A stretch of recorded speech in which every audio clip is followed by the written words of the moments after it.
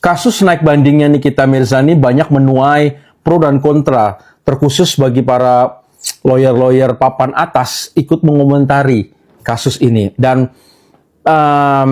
ada beberapa yang mengatakan bahwa keputusan naik banding dari kuasa hukum Nikita Mirzani merupakan sebuah kesalahan. Karena apa?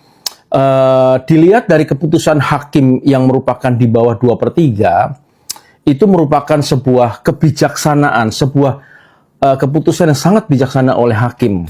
Tetapi dalam hal ini saya pribadi, berpendapat pribadi ya, kalau saya jadi Nikita Mirzani, saya pasti akan naik banding. Kenapa? Karena saya tahu betul bahwa saya tidak salah, gitu loh.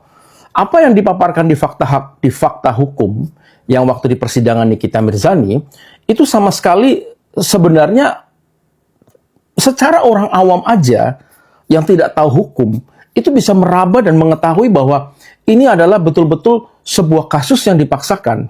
Kan begitu. Nah, sekalipun nanti, walaupun di sidang naik banding itu akan tertutup, ya kan? Dan kita nggak akan tahu nih kalau sidang naik banding itu akan tertutup. Jadi wartawan semua mungkin, saya nggak tahu ya apakah wartawan bisa meliput atau enggak ya. Mungkin ada wartawan yang mempunyai akses ke situ ya. Tapi bagi para follower, fan-nya Nikita nggak bakalan bisa masuk. Mungkin akan nunggu aja di depan gitu untuk melihat berita keputusannya atau apanya ya gitu kan ya. Nah, untuk itu mestinya karena Nikita merasa tidak bersalah dan itu merupakan sebuah kasus yang dipaksakan, dan menurut saya, dugaan saya bahwa itu adalah kasus yang di-set up dari beberapa berita-berita, kemudian dari beberapa rekaman-rekaman video, rekaman-rekaman audio yang kita telah dengar bersama-sama. Itu kan merupakan sebuah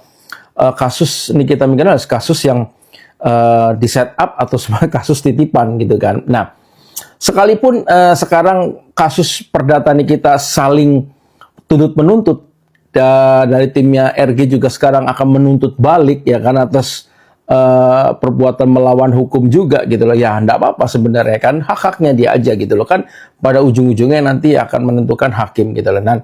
Dan untuk kasus banding ini tentunya kita berharap bahwa apa yang akan disampaikan, apa strategi apa dari kuasa hukum, dan saya percaya kuasa hukum Nikita Mirzani sudah mempunyai strategi-strategi yang jitu gitu loh kan, strategi yang bisa memenangkan, bisa memberikan dampak yang baik untuk keputusan hakim dan mempengaruhi keputusan hakim itu sendiri, supaya hakim di naik banding ini yang tentunya hakimnya akan berbeda, tidak sama dengan hakim yang sebelumnya, dan tentunya dengan hakim yang baru ini mungkin punya persepsi yang berbeda, mempunyai logika hukum yang berbeda gitu kan.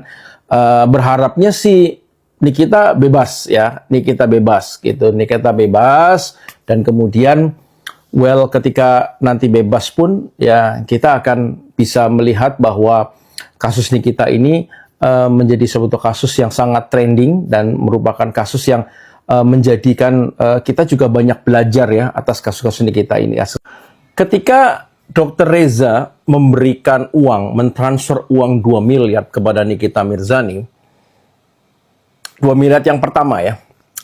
Pertanyaannya gini, ketika dia setelah mentransfer, kalau dia merasa diperas, kenapa dia tidak langsung melaporkan? Justru malah dia memberikan dana another 2 miliar setelah itu. Jadi ada jeda. Berarti kan itu kan merupakan sebuah kesepakatan gitu kan. Tidak saya baru mikir gitu loh, setelah saya mikir, berarti itu kan ada sebuah kesepakatan gitu loh.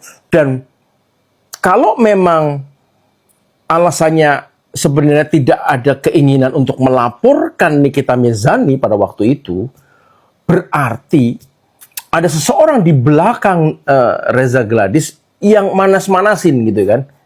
Ibaratnya tuh LPG guys, kompor LPG. Ya kan, kompor LPG. Nah, kita nggak tahu orang yang di belakang Reza Gladys itu siapa yang ngompor-ngomporin itu. Apakah dia mempunyai maksud-maksud tertentu atas kasus Nikita Mirzani? Nah, itu kan mesti harus dibuktikan, ya kan? Karena saya nggak tahu. Tapi ya mungkin netizen tahu semua kan kasus ini kan.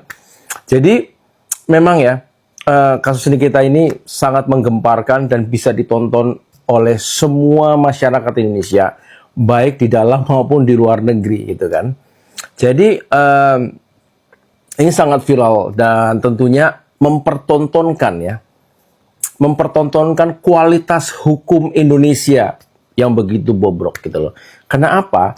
Kalau betul ini memang ada seseorang di belakang dalang semua ini, berarti kan permasalahannya ada di penyidikan, di kepolisian. Berarti ada oknum-oknum yang sengaja mengatur ini gitu loh. Dan saya nggak tahu siapa oknumnya gitu loh. Dan ya betul juga kata Pak Mahfud, memang ada maklar kasus gitu loh, karena Pak Mahfud pernah bercerita pada podcastnya bahwa ketika maklar itu ada, sebelum orangnya ditangkap, maklar itu sudah ada di kepolisian. Itu kata Pak Mahfud, gitu kan, bukan kata saya, kata Pak Mahfud, saya dengar podcastnya kan. Jadi serem ya guys, ngeri.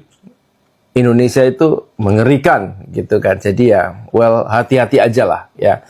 Jadi jangan sampai tersandung oleh hukum gitu loh ya. Karena kalau di Indonesia, you kena hukum, habis duitnya. Oke guys, saya nggak tahu mau harus ngomong apa lagi, tapi kita tetap semangat untuk mensupport Nikita Mirzani supaya Nikita Mirzani bebas. Oke guys, tetap semangat, pikirannya tetap cerdas. Thank you.